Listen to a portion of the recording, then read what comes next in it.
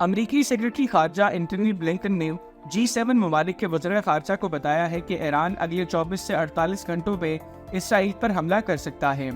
अमरीकी सेक्रेटरी खारजा ने अपने हम मनसबों को बताया कि अमरीका खित्ते में तनाव कम करने और किसी भी बड़ी जंग को रोकने की कोशिश कर रहा है।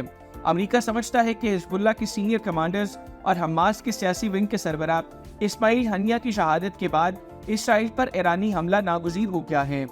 अमरीकी सेक्रेटरी खारजा ने G7 ममालिक के वज़ीर खारजा को बताया कि ईरान पर दबाव डालकर इसके हमलों को महदूद करना ही खित्ते में जंग को रोकने का वाहिद हल है।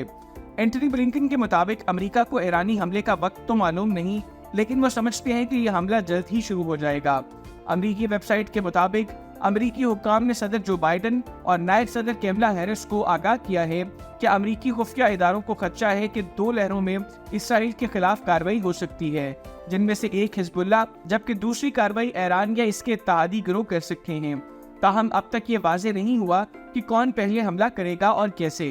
दूसरी तरफ अमरीकी हुक्काम के मुताबिक ईरान में एक अमरीकी फौजी अड्डे पर मुश्तबा रॉकेट हमले के नतीजे में मुतअद्दिद अमरीकी एहलकार जख्मी हो गए हैं।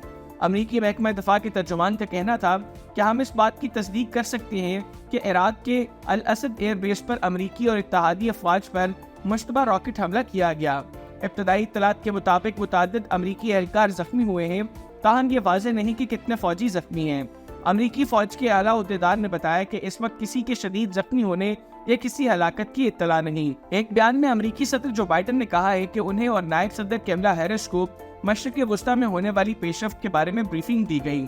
सदर ने कहा कि हमें ईरान और इसके आलाकारों की जानिब से दरपेश खतरात, इलाकाई कशीदगी को कम करने की सफारती कोशिशों और इसराइल पर दोबारा हमले की सूरत में इसकी हमायत करने की तैयारियों के बारे में ताज़ा तरीन मालूमात मौसूल हुई हैं। खित्ते की सूरत हाल पर गुफ्तगू करने के लिए अमरीकी सेक्रेटरी खारजा एंटनी ब्लिंकन और इराकी वज़ीर आज़म शहीद सुडानी के दरमियान भी राब्ता हुआ। इराक की सरकारी न्यूज़ एजेंसी के मुताबिक इराकी वज़ीर आज़म ने अमरीकी सेक्रेटरी खारजा को बताया कि खित्ते में कशीदगी में कमी का इन्हिसार गजा में जारहियत रोकने पर है। उन्होंने कहा कि इस तनाज़े को लबनान तक पहुँचने से रोकना भी ज़रूरी है और काबिज़ हुक्काम को दीगर ममालिक पर हमला करने से रोकना है। इस गुफ्तगू के दौरान एंटनी ब्लिंकन ने इराकी वज़ीर आज़म से कहा कि अमरीका चाहेगा कि खित्ते में कशीदगी कम करने के लिए इराक अपना किरदार अदा करे। उनका मज़ीद कहना था कि अमरीकी इंतज़ामिया अपने मफादात और फ़ौज को महफूज रखने के लिए हर इक़दाम उठाने को तैयार है। इराकी खबरसां इदारे के मुताबिक वज़ीर आज़म ने अमरीकी वज़ीर खारजा को यकीन दिलाया कि वह अमरीकी मुखालिफ गिरोहों को खित्ते में तनाव पैदा करने से रोकने की पूरी कोशिश कर रही हैं। दूसरी जानब अमरीकी सेक्रेटरी दिफा लॉयड ऑस्टिन के दफ्तर से जारी एक बयान में कहा गया है कि उनकी इसराइली वज़ीर दिफा से इतवार की शाम को बातचीत हुई और उन्होंने ईरान और इसके इत्तेहादियों के हमले की सूरत में इसराइल के हक़ दिफा पर गुफ्तगू की। खित्ते को किसी बड़ी तबाही से बचाने के लिए फ्रांस के सदर और उर्दुन के शाह अब्दुल्ला दोयम ने इतवार को अपील की है कि हर सूरत में मशरिक़ वस्ता में अस्करी कशीदगी से बचा जाए। इसराइली अखबार के मुताबिक अमरीका ने इसराइल को असलहा फराहम करने की मंजूरी दे दी है।